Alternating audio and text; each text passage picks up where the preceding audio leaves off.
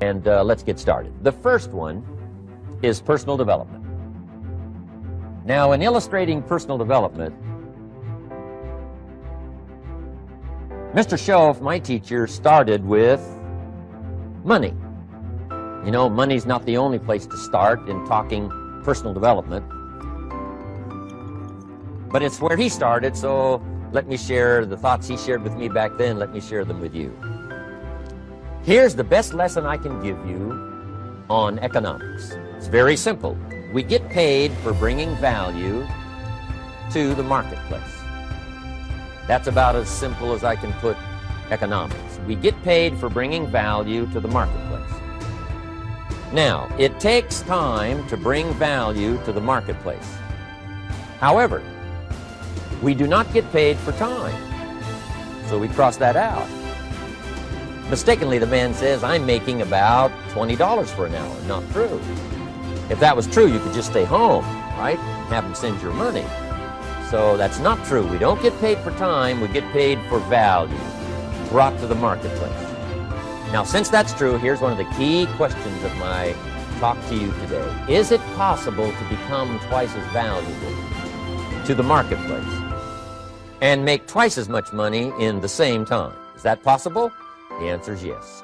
Could you become 3 times as valuable as you might be right now to the marketplace and make 3 times as much money in the same time? And the answer is yes. 5 times, 10 times? Of course. America is unique. It's a ladder to climb.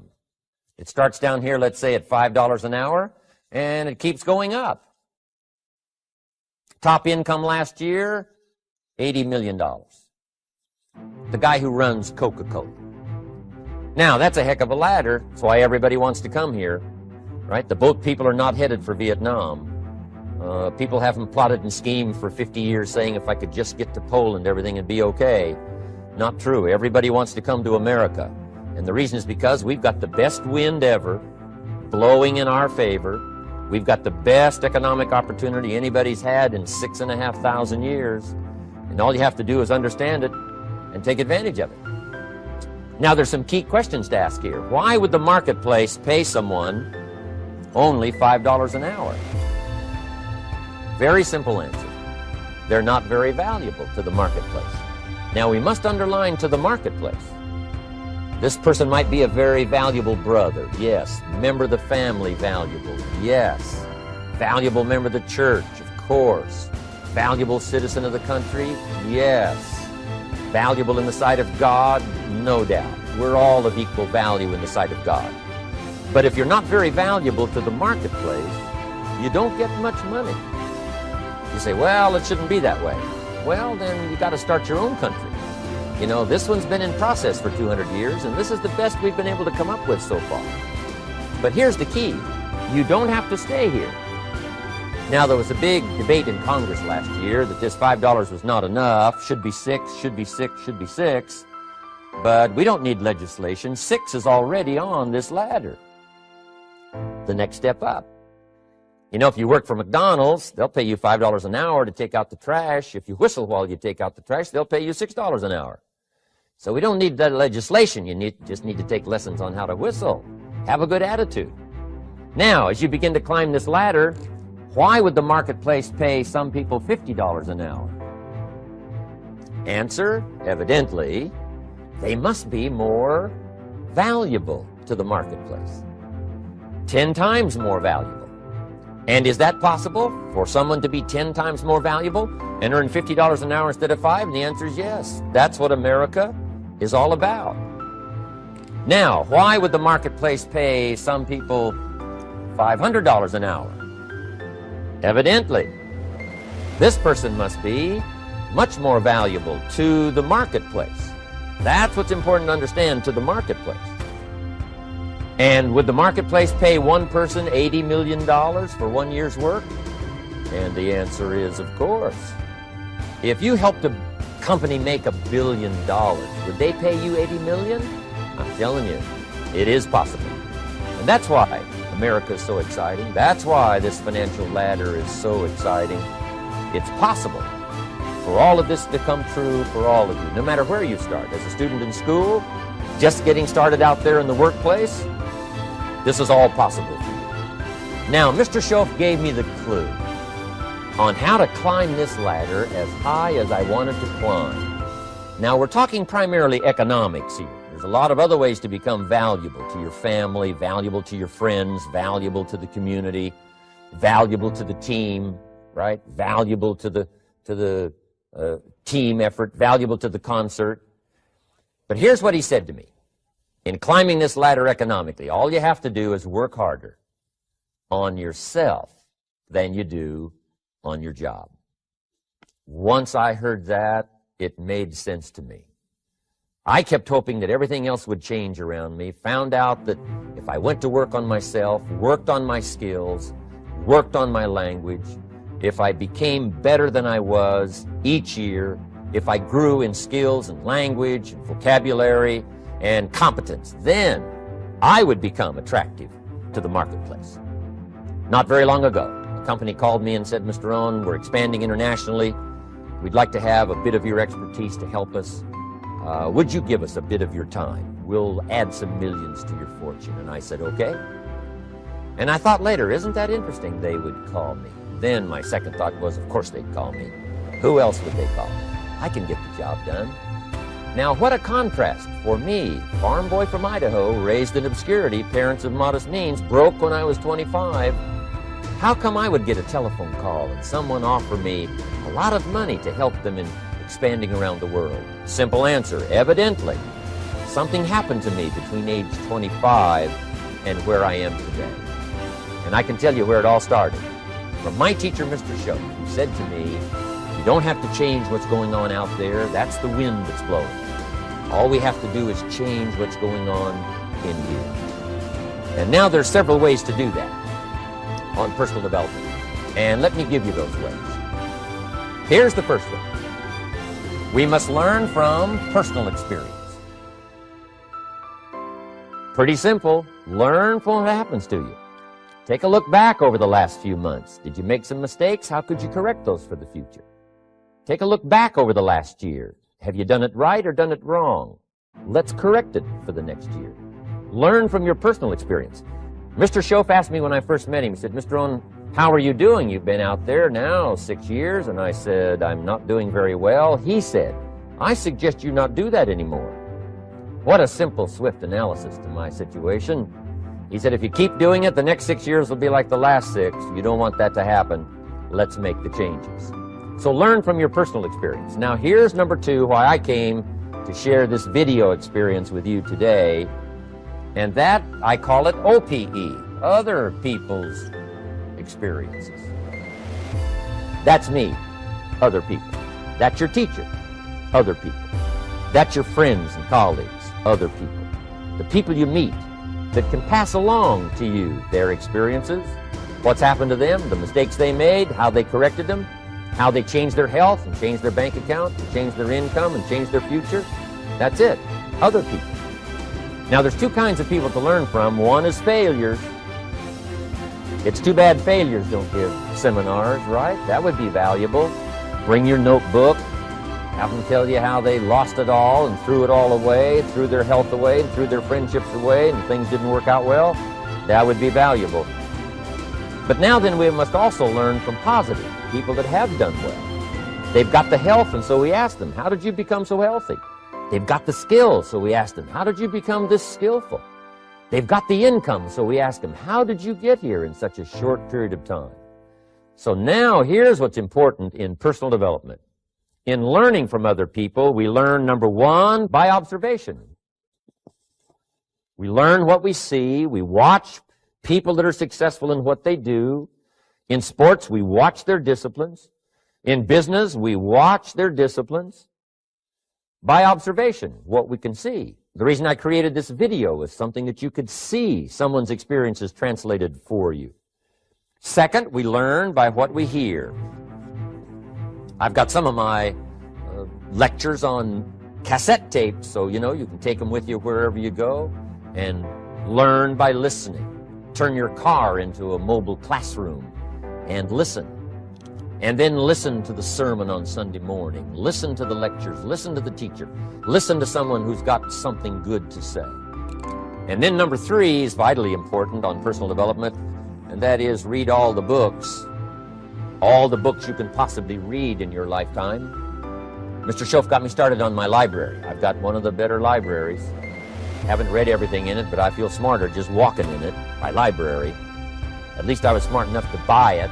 Now I got to be smart enough to read it. And then, of course, I got to be smart enough to decide what's valuable and then do it. But this one is very important. Become a good reader. Some books that helped change my life. Mr. Schoaf recommended, of course, the Bible. And my parents made sure I was a pretty good scholar by the time I was 18.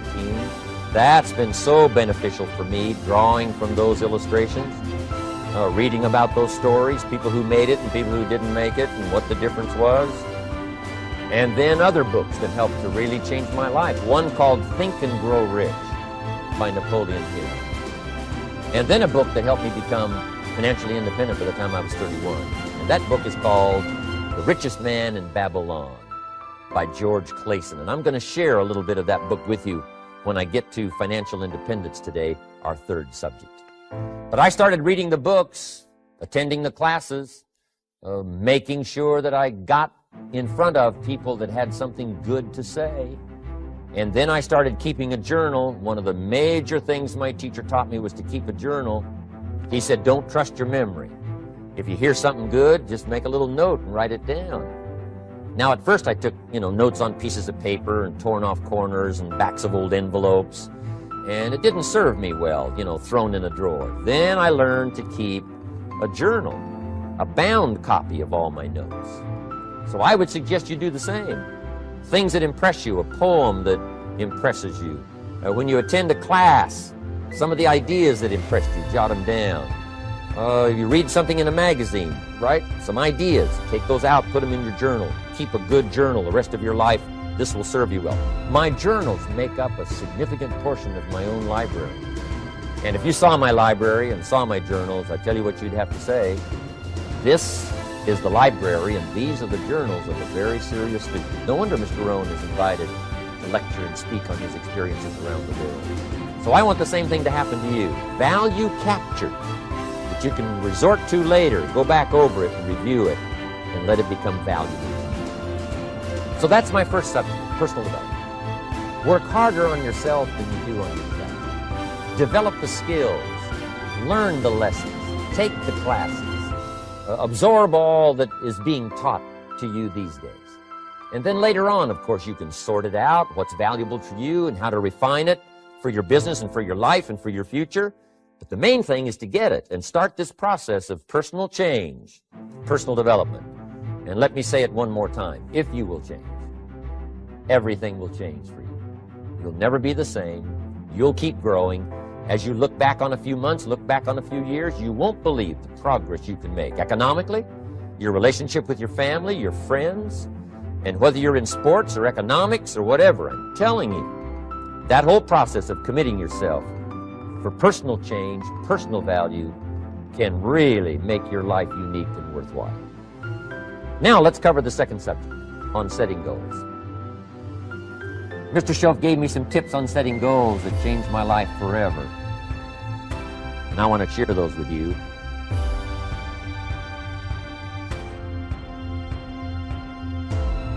So let's talk about setting goals, and I also want to tie it to personal development, and you'll see how I'm going to do it as I progress here. Setting goals. We need to take a look into the future. There are 4 things to consider in terms of attitude. One is how you feel about the past. Best advice I can give you on that is treat the past as a school. Let it teach you the mistakes you've made, the things that went wrong, the things that didn't work. Don't use the past as a burden to carry, and don't use the past as a club to beat yourself to death. Past losses, past failures, past mistakes. But let the past be a school. Tough school maybe. We've all been through some tough stuff. So if you feel good about the past, draw from it for experience and let it teach you. Then next is how you feel about the future. We've got to have the future well designed. The future is called the promise. And here's what we teach in our leadership series. The promise of the future can be an awesome force for your own future. The promise of the future, designing the future. There's two ways to face the future. One is with apprehension, and the other is with anticipation. I promise you, in my travels around the world, most people face the future with apprehension. And here's why. They don't have it well designed. They've sort of left that up to someone else to fix. But here's the best way to face the future, with anticipation. And you can face the future with anticipation if the future is clear, if the future is well designed. And I would like to have you consider some thoughts with me that help me to really change my future by giving it some thought and some consideration. And here it is. In setting goals, it's very simple. Number one, decide what you want. You just take a little time. You sit down and say, what do I want? What kind of skills do I want? What kind of income do I want for the future? What would I like? Where would I like to go? Places I'd like to visit. Habits I'd like to acquire. Skills I'd like to have. You just take a little time to think about what you want. Economics, friendships, people you'd like to meet, places you'd like to go. You just take some time. And then I suggest, when you've thought about what you want for the future, make a list. Just jot it all down. It's really a very simple process. And then here's number three. Keep all the old lists. I'm telling you, this served me so well, keeping my old list of goals. I look back now 10, 20 years ago at goals I set, lists I made, and I smile now because here's what I thought was so important, 20 years ago. Now some of those things aren't even on my list. I've got a new list. I've grown. I've changed. I've matured.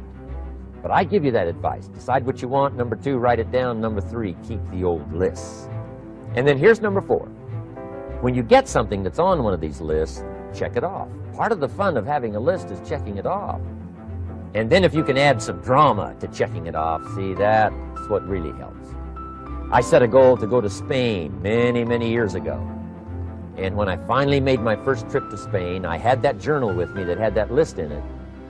And while I had my journal on my lap, waiting for the wheels to touch down in Madrid, I waited until the wheels touched the runway, and I checked it off. Just adding a little drama. So, part of the fun of having a list is checking it off. Now, here's what's important about the list and designing your future. If the future gets clear, the price gets easy. Because you got to remember, for every promise, there's a price to pay. Everybody's got to pay the price. Everybody's got to do the deal. Everybody's got to do the discipline. Everybody has to pay. But here's what I've discovered. If the promise is clear and powerful, the price is easy to pay. The price is some classes. The price is a few books. The price is a few disciplines. The price is finding something that'll make your life better, make you grow, make you change, make you develop. So the first part of the key is to design the promise. Then, what is the price to pay? I'm telling you, the price will be easy.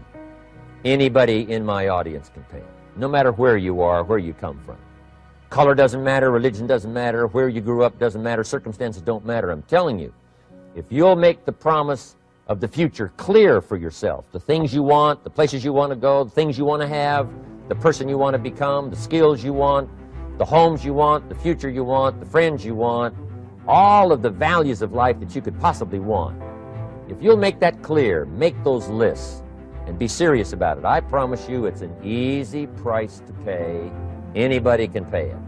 And the best advice I can give you is, if I can do it, you can do it. Farm boy from Idaho, raised in obscurity, I changed my life, turned it upside down, turned it all around, found economics, found future, found promise, and if I can do it, you can do it. So, start setting your goals and see if you can't get a better excitement going for the things you want to accomplish for the future. Now here's my third subject, and that's called financial independence. Oh, by the way, before I get to financial independence, let me cover one more point.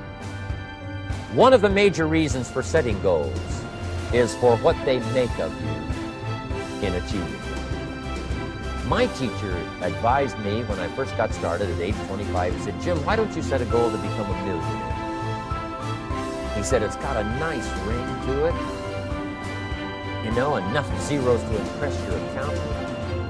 And he said, I'm here to help you. You're only 25 years old. You've been to 1 year of college. You've got a beautiful family, every reason to do it. Why don't you set a goal to become a millionaire? And he said, here's why. And I thought, he doesn't need to teach me why. Wouldn't it be nice to have $1 million? He said, no, then you'll miss it. He said, here's why. For what it will make of you to achieve it.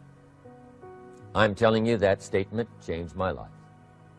Set the kind of goals that will make something of you to achieve them. He said, now, once you become a millionaire, what's important is not the money. I thought, that's kind of strange teaching. He said, honest, it isn't important. He said, you could just give the money away. Now, I did better than that. I lost it all. By the time I was 31, I was a millionaire. By the time I was 33, I was broke. And I'll tell you a little bit about that story later. But when I lost all my money, guess what? I found out Mr. Schoaf was right. What was valuable was not the money. What was valuable was what I became to earn the money. The skills I had, the knowledge I had about the marketplace, the values that I had going for me. They were more valuable than the money. And here's an important statement to remember. It's not what you get that makes you valuable.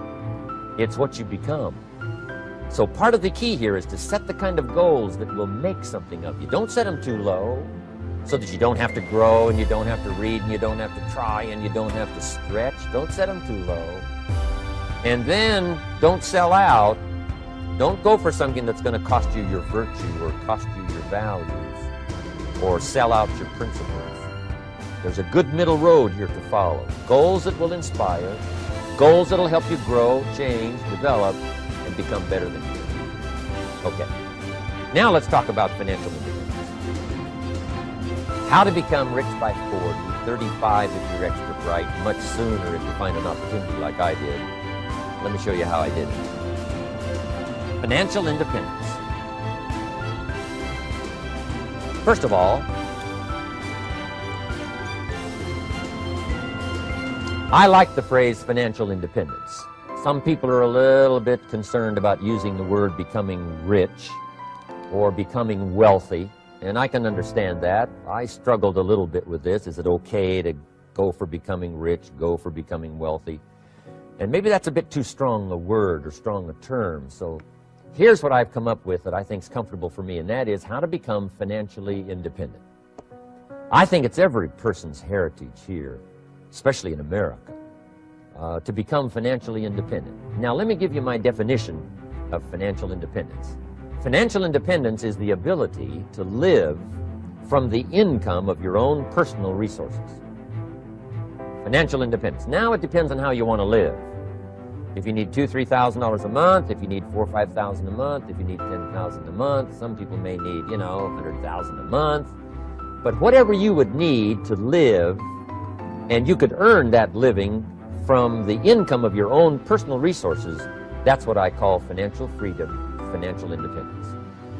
And let me show you how to acquire it. If you start at age 15, between ages 15 and 35 is 20 years. And in my personal opinion, based on my own studies and my own experience, 20 years, in my opinion, is enough time to become financially independent. If you're not, you don't live in the wrong country. Probably what's happened is you have the wrong plan. And it's easy to be a nice person with the wrong plan. I found that when I was 25 years old. I was broke at age 25, and I was a nice guy. You would have liked me. But I'm telling you, my plans up until then, especially my financial plan, left me broke. I totally changed it the next 6 years, and I became financially independent. So I know what I'm talking about. It is possible in a reasonable amount of time, 15 to 35, whatever, 20 years time, enough time. You can do it in a much shorter period of time, like I did if you want to. But this is a reasonable enough time. But here's number one. First of all, you got to have the right philosophy. Philosophy is our ability to gather knowledge and sort through it and decide what's valuable. To develop a philosophy about life, a philosophy about our health, a philosophy about our family relationships, a philosophy about economics. And if you develop the right philosophy, that's what helps to set this sail. so that in 6 years it takes you where you want to go, instead of winding up like I did that first 6 years of my economics, broke, no money, empty bank account. The right philosophy. Now let me give you a couple of philosophies to consider. Here's the first one. It's called the philosophy of the poor. And here it is. Poor people usually spend their money and invest what's left. That's the philosophy of the poor. Now here's the philosophy of the rich. Rich people invest their money and spend what's left. And here's the startling answer. It really doesn't matter what the amount is. What's most important is not the amount. What's really important is the philosophy. So I would ask you to adopt this philosophy of spending after you have invested. Invest first, then spend. And I've got a little formula that I'm going to share with you. Now, what should a child do with a dollar? I mean, there's a lot of debate going on, I'm sure, across the country on what a child should do with a dollar. Here's one opinion. It's only a child and it's only a dollar. What difference does it make? Well, in my opinion, it makes all the difference in the world. A person's economic future starts with a child with a dollar. Somebody says, oh, no, you're only young once. Let him spend it all. Well, when would you hope that would stop? Somebody says, well, wait till he's 50 and broke like me, and then he'll learn. Well, no, we don't want to wait that long. If I would have known earlier than age 25, I would have changed. In high school, if they would have had classes called Wealth 1, Wealth 2, I'd have taken both classes. I would not have waited until age 25. So, the earlier the better. So, what should a child do with a dollar? Here's the simple premise to begin with. Don't spend it all. And if a child wants to spend the whole dollar, you got to say, hey, don't spend it all. Don't spend it all. They'll say, why not? It's my dollar. I earned it. You say, I know you earned it, but don't spend it all. They'll still say, why not? Say, let me show you why not. So you put them in your car, take them to the other side of town, and show them where people live that spend the whole dollar. Just drive them around. Kids learn best by visual. Just drive around and say, would you like to live here? Kid says, no. Would you like to live like these people live? Kid says, no, no. Then you can't spend the whole dollar. So, kids will get the message. So, take them to the other side of town and show them around, unless you already live there, and then just show them around. Anyway, don't spend the whole dollar. Now, let me give you my best view of what to do with the dollar. And I promise you, if you started at age 15, now if you're over 15, right, you've still got plenty of time. You've still got 20 years. If you're 30, you've still got 20 years. You've still got plenty of time to start what I'm about to share with you. What to do with a dollar. Here's my first bit of advice. Never spend more than 70 cents. Never spend more than 70 cents. Now, you got to pick some number, and the number you pick is going to be determined by your philosophy. It's going to be determined by what you've been taught or your experience teaching yourself. When I first met my teacher, Mr. Schoaf, I was at about 110% of each dollar. I'm down at budget finance, hawking my furniture and my car one more time. And then I learned a whole better formula for financial independence. Number one, don't spend more than 70 cents. Now, kids say to me, well, okay, what do I do with the other 30 cents? And here's what I teach them. 10 cents for charity. Charity or church, or helping people that can't help themselves. 10 cents to support worthy projects. Projects that you feel good about. 10 cents out of every dollar. It's called being generous with part of what you've taken out of society. Now, in my opinion, nothing teaches us character better than generosity.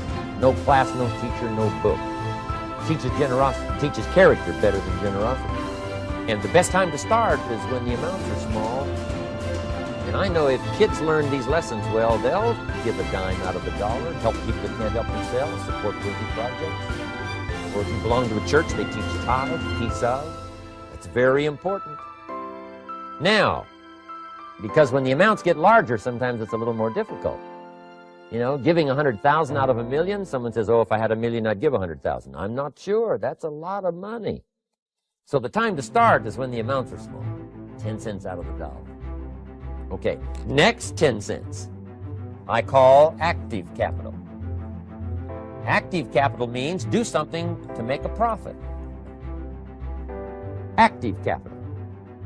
Set aside a portion of your income. Wages are okay, but I'm telling you, wages will make you a living. Profits will make you a fortune. So set aside part of your income as capital, called active capital. Any kind of project you can possibly think of, you can possibly come up with. I'm going to write a new book, I think, for kids. I think the title is going to be, Of Course Kids Should Pay Taxes. It's kind of an interesting title. In California, kids do pay taxes. When a child walks into 7-Eleven, buys something that costs $1, the proprietor says, give me 7 more pennies. And the child says, hey, what's these 7 pennies for? The proprietor says, that's taxes. Kid says, well, hey, I'm only 8 years old. Proprietor says, congratulations, you're my youngest taxpayer.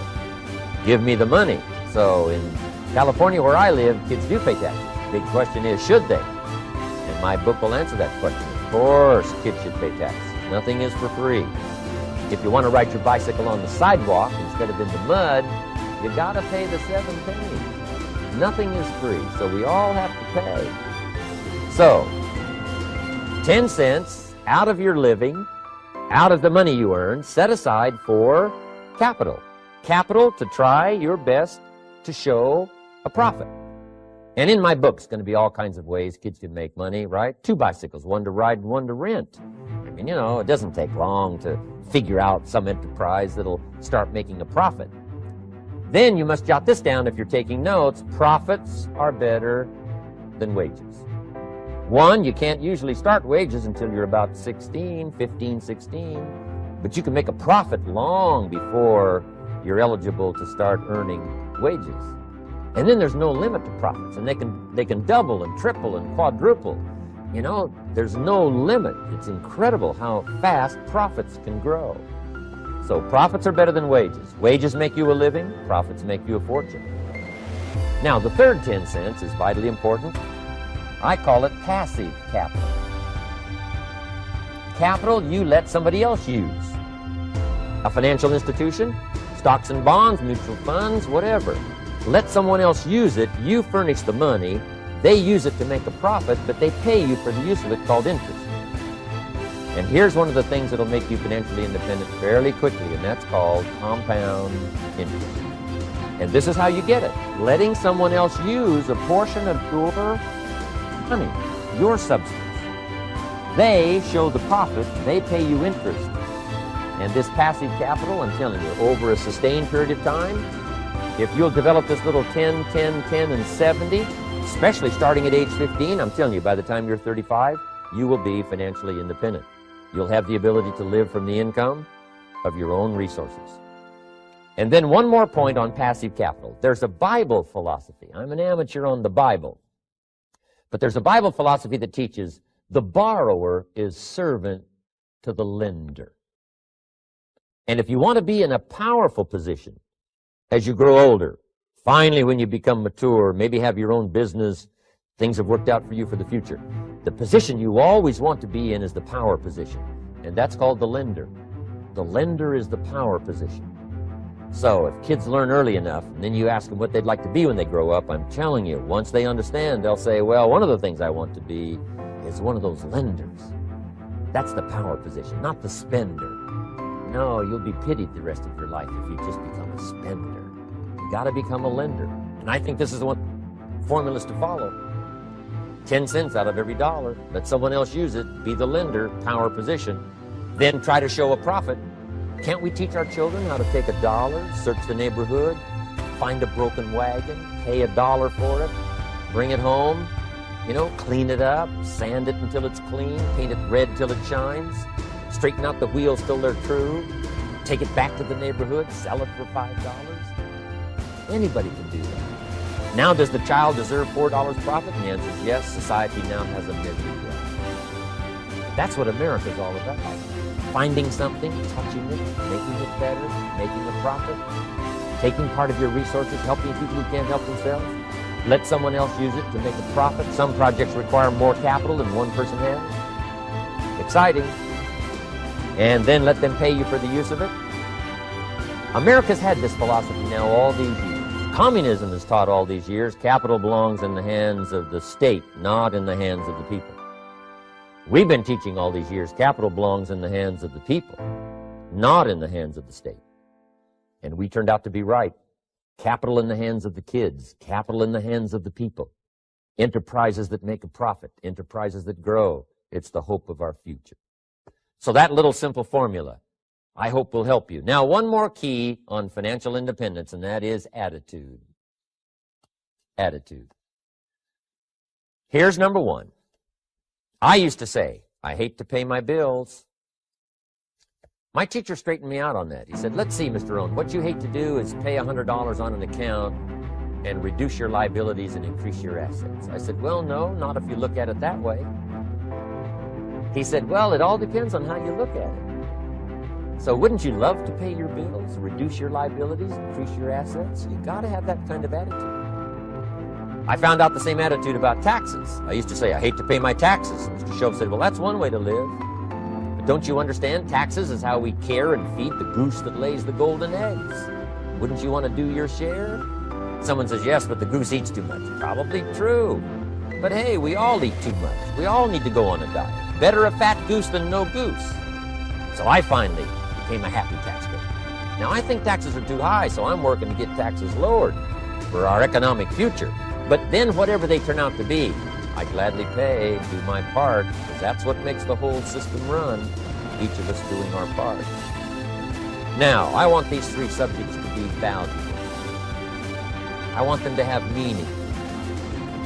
I want you someday to be financially independent. I want you to have the personal development so that you feel good about yourself. If I had a chance to meet you someday, I'd like to have you show me the list of goals that you got started. You say, Mr. ROHN, here's some I've already checked out. Here's the books I'm reading. Here's what's happened. I'm developing the skills. I'm better this year than I was last year. I've got more self-confidence. My skills are developing.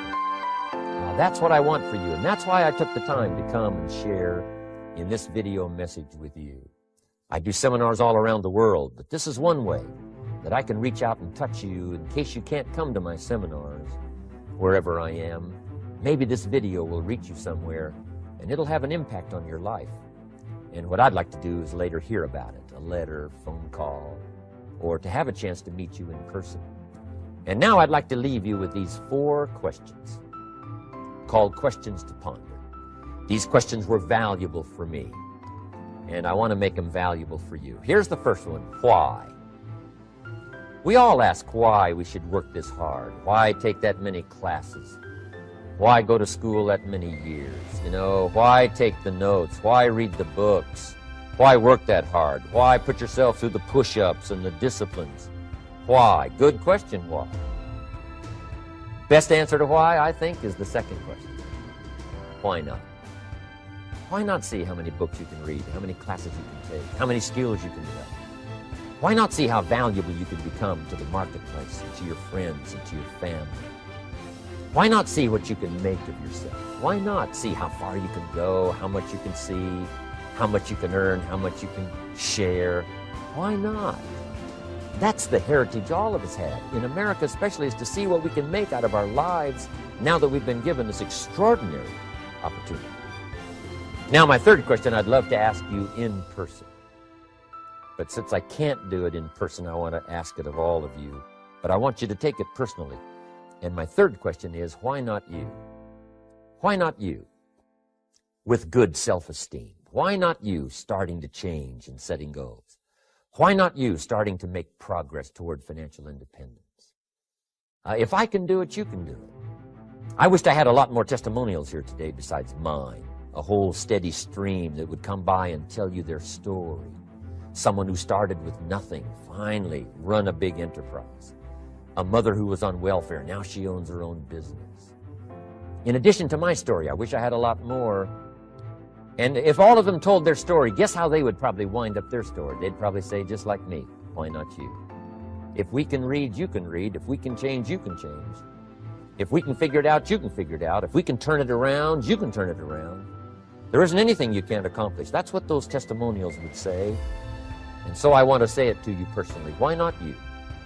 You've got the brains, you've got the stamina, you've got the vitality, you've got the interest, you've got your life ahead of you, you've got the future. You can do it. If anybody can do it, you can do it. If one of us can do it, hey, we all can do it. And now here's my last question. Why not now? This is a good time as the 20th century starts to wind down, a few more years as we get ready for century 21. What a good time to set your goals, work on yourself, work on your skills. What a good time to get it together. What a good time to start this process. Personal development, growing, changing, developing, having a good plan for your money and for your life and for your future. Why not now? And I hope I have a chance to see you one of these days and share with you the experience, the reaction, the response you might have had from my message today. And until I get a chance to see you on this side of the world or the other side of the world, in some school or some seminar, or maybe I'll come and speak for a company that you work for someday. I hope I get a chance to meet you. Until then, I wish you the best.